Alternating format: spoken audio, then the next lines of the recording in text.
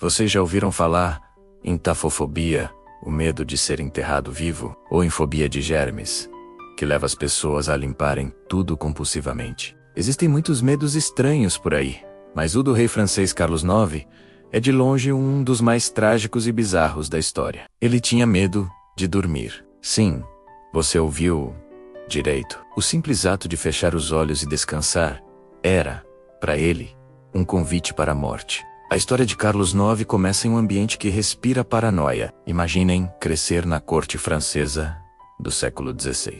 Este não era um lugar de contos de fadas, mas sim um ninho de cobras. Sorrisos falsos escondiam punhais, e cada gole de vinho podia ser o último. A mãe de Carlos, a famosa e temida Catarina de Médici, era uma mestre na arte da política e da sobrevivência. Ela ensinou ao filho desde cedo que o poder era um jogo perigoso, cheio de traições, venenos e conspirações silenciosas. O jovem rei cresceu ouvindo histórias de monarcas que foram envenenados enquanto dormiam, que foram apunhalados em seus próprios leitos. Para ele, o perigo não vinha dos campos de batalha, mas dos corredores silenciosos do palácio. Enquanto Carlos crescia, a França se afundava em um dos períodos mais sangrentos de sua história.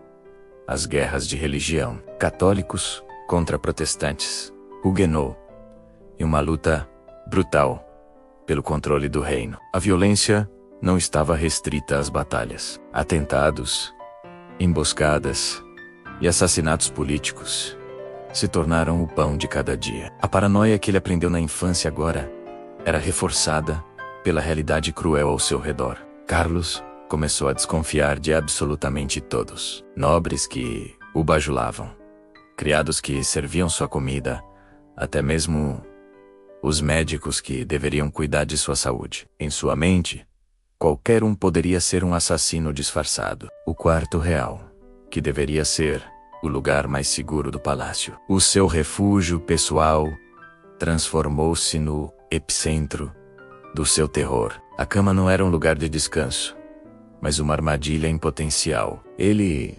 desenvolveu rituais obsessivos para se proteger. Mandava que seus lençóis fossem trocados várias vezes durante a mesma noite, com medo de que pudessem estar envenenados com alguma substância que seria absorvida pela sua pele. A comida era outro ponto de pânico. Nenhuma refeição era tocada antes que alguém a provasse na sua frente, para garantir que não continha veneno. Esse provador oficial, uma posição comum na época, era para Carlos uma necessidade vital. Com tanto medo, dormir de verdade tornou-se impossível. À noite, em vez de trazer descanso, trazia uma vigília angustiante. O rei vagava pelos corredores escuros e silenciosos do Palácio do Louvre ou do Palácio das Tulherias. Ele era frequentemente visto andando sozinho, sussurrando para si mesmo, gesticulando no vazio. Testemunhas da época relatam que ele parecia um fantasma, assombrando o próprio castelo. Durante essas caminhadas noturnas,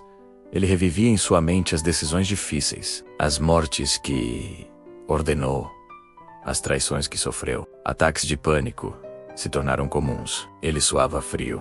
Seu corpo tremia incontrolavelmente. E de repente, ele desabava em crises de choro. O rei da França, um dos homens mais poderosos do mundo, era prisioneiro do seu próprio medo. Então, veio o evento que quebrou de vez o que restava de sua sanidade.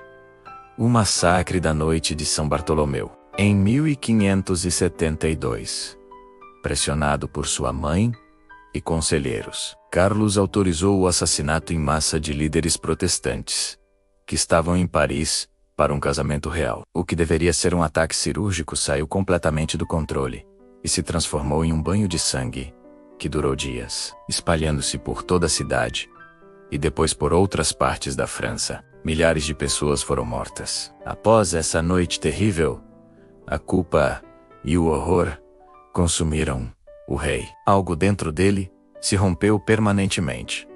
A sua paranoia atingiu níveis delirantes. Carlos começou a ter alucinações auditivas. Ele ouvia gritos, os lamentos das vítimas do massacre, ecoando pelos salões do palácio. Mesmo quando tudo estava em silêncio, ele também tinha alucinações olfativas. sentindo o cheiro de sangue por toda parte, impregnado nos tapetes e nas cortinas. Mesmo em aposentos recém-limpos, o rei passou a acreditar que estava amaldiçoado, que Deus o havia condenado pelas milhares de mortes que ele autorizara. A ideia de dormir se tornou ainda mais aterrorizante. Para ele, o sono não era mais um descanso para o corpo, mas uma passagem direta para o julgamento divino, para o inferno, para a própria morte. Ele acreditava que se fechasse os olhos, nunca mais acordaria. O corpo, é claro, não aguenta um abuso desses por muito tempo. A privação crônica de sono começou a cobrar seu preço. Seu sistema imunológico, enfraquecido pela falta de descanso e pelo estresse constante, entrou em colapso. Uma tuberculose que ele provavelmente já tinha de forma latente se manifestou com uma força devastadora. O declínio de sua saúde física foi rápido e brutal. Ele começou a ter tosses violentas que traziam sangue. Febres altas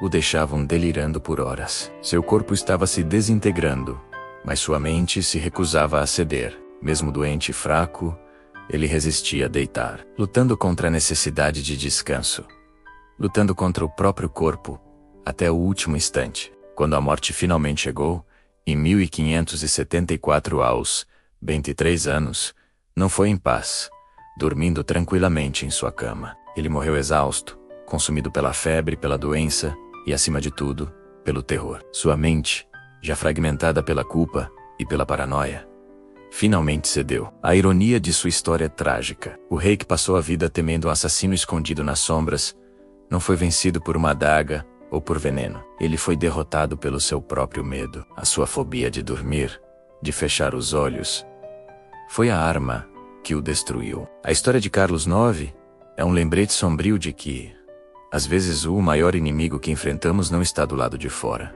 mas dentro de nossa própria mente. Um homem que tinha todo o poder, toda a riqueza e todo o luxo do mundo, mas que não conseguia encontrar a paz mais básica de todas: uma boa noite de sono. É incrível como a mente humana pode ser tão poderosa e, ao mesmo tempo, tão frágil. Se você gostou de conhecer essa história impressionante, não se esqueça de deixar o seu like, se inscrever no canal e ativar o sininho para não perder os próximos vídeos. Muito obrigado por assistir e até a próxima.